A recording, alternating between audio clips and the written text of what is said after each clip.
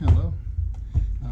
Just wanted to do a quick little kind of an unboxing video of this Agency Arms Sage Dynamics Edition that I just got. This is a Wednesday. Yesterday, Tuesday, drove over to Palm Beach Tactical to pick it up. I put a deposit on it like 5 months ago. I've been waiting for it to come in, and so finally, with all the COVID-19 delays and everything, it came in, and it's definitely everything I could have hoped for. I'd been thinking about buying an Agency Arms pistol for a while, and then whenever I saw the video that Aaron Cowan put out about the Sage edition, I decided that's what I had to have, you know. And yeah, I have to say I'm very happy with it. You know, the fit and finish and everything is so much better than any other Glock I've ever had. You know, my experience with, you know, extremely high-end Gucci Glocks is kind of limited, but definitely the best fitted Glock I've ever had. Even, you know, the trigger, nice, no wiggle in it. You know, you can see that, you know, just do it like this. Very minimal take up, and quick reset. And, you know, there's not a lot of wiggle or wobble in it. It's very nice. I tried a drop-in trigger from Agency in one of my other pistols one time. It was the polymer one, which didn't really thrill me, but having the fitted one is definitely a totally different experience. It kind of breaks a little far back, you know, and something I'm not really used to. I kind of have a love-hate relationship with Glocks anyways, and the triggers on them. This is what I've been carrying, 6R P226 Elite. I mean, Legion, sorry.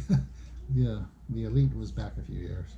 And, you know, so this is what I've been used to. And I like the way it fits my hand, the way it points, the trigger, and getting used to a Glock trigger again and all of that. Going to take me a little time. But the texturing, you know, everything on this pistol is just, you know, first rate. It's everything I could have hoped for.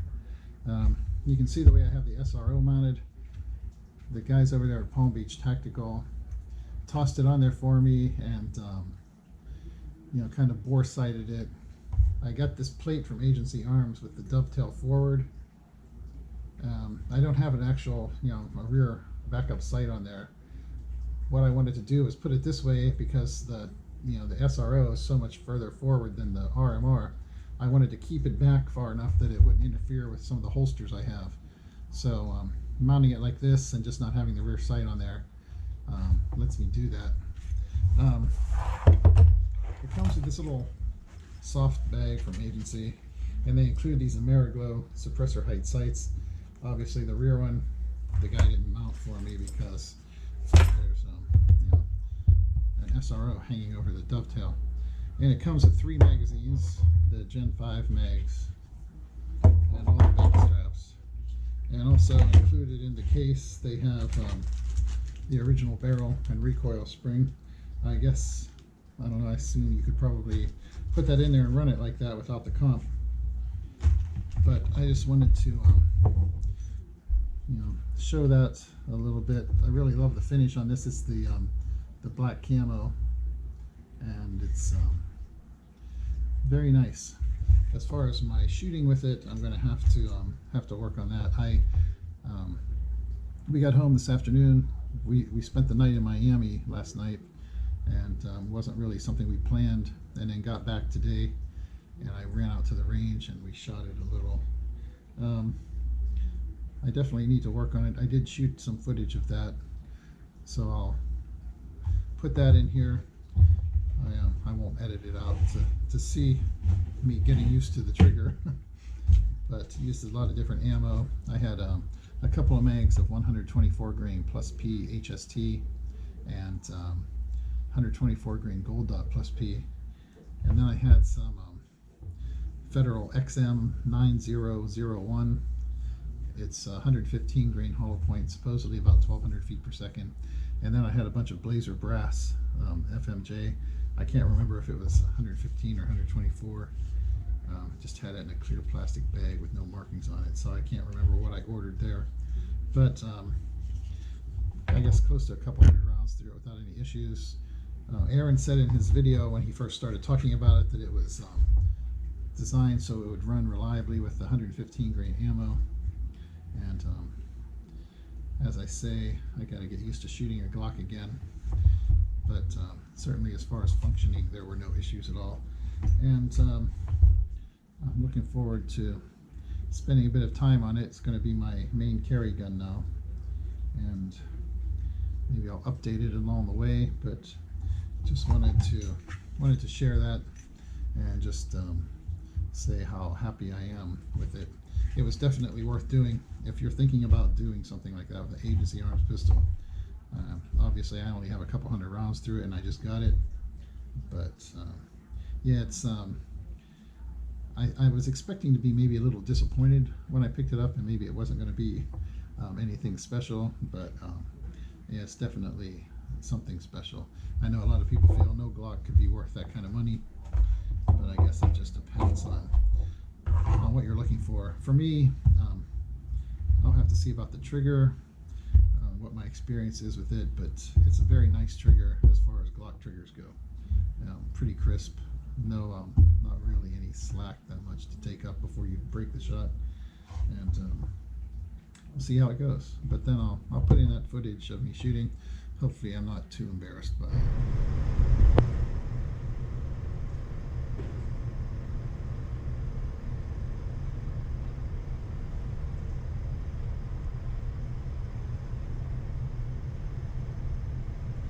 Got an Agency Arms Sage Dynamic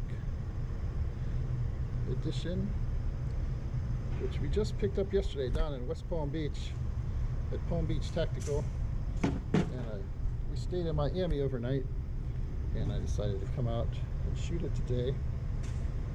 The guy bore sighted this SRO for me, so these are the first shots I've taken with it. See how it shoots. I was planning to do an unboxing video, but we're out here shooting now, so I'll talk about it later. Let's see what it does.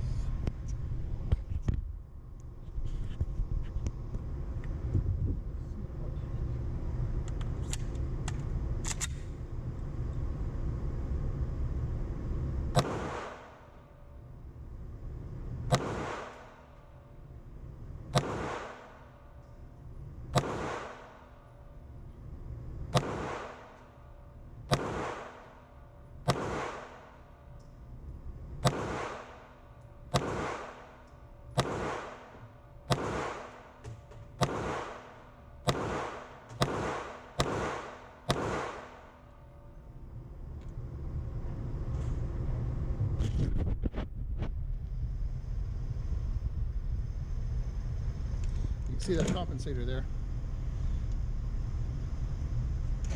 Obviously I have some work to do. I need to push it out a little further. He's probably got it sighted in it longer. But I've been shooting my SIG P226 and not a Glock for a while, so I have to get used to this trigger. I pushed this one way low, that's embarrassing.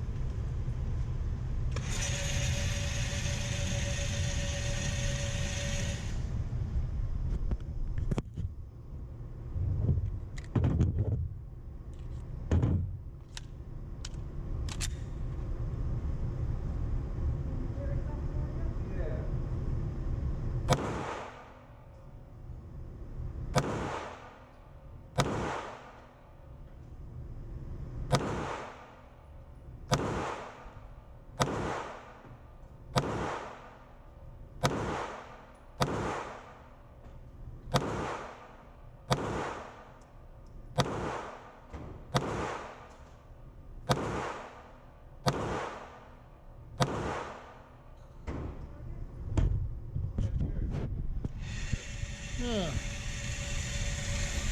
So, a little bit to the left and low. And of course I blew this one way high. That's 124 grain plus PHST. I've got another mag with 124 grain gold dot. So let me see what that does here.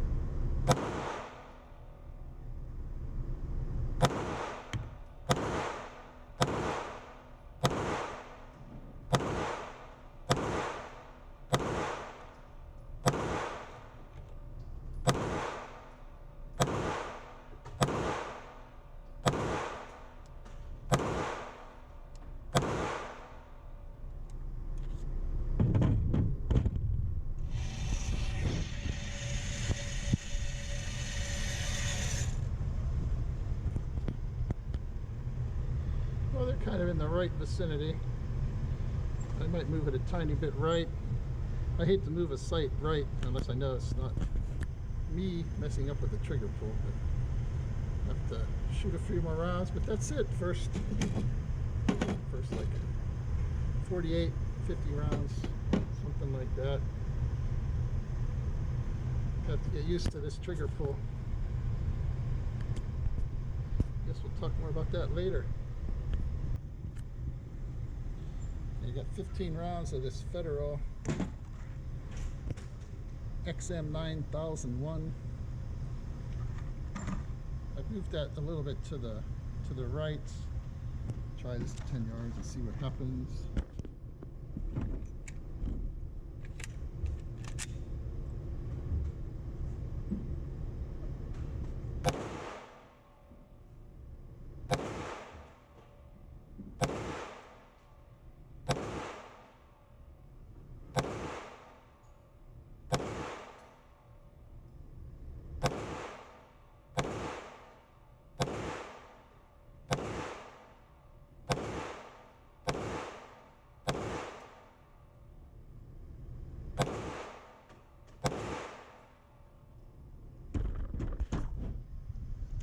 That's 10 yards.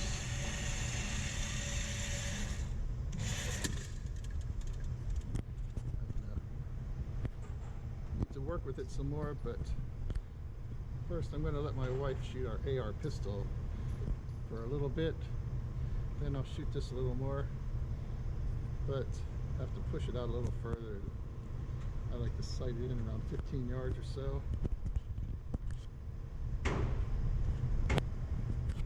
Okay, let's try a little more ammo through this. Some blazer, full metal jacket. Try and take my time. Focus on this trigger pull. Start out here close and see what happens.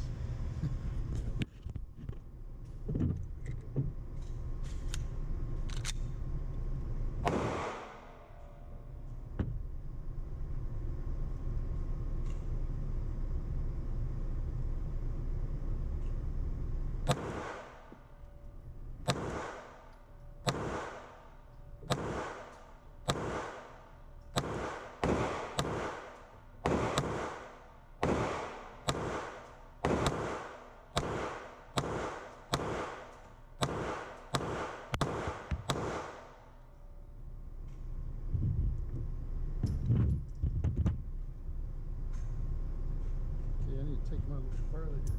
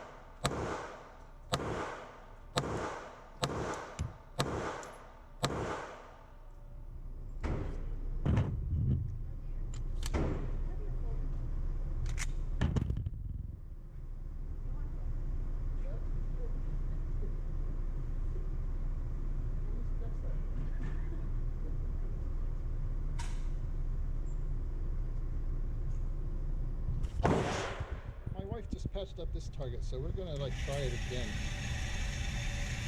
Just shoot one more mag through here.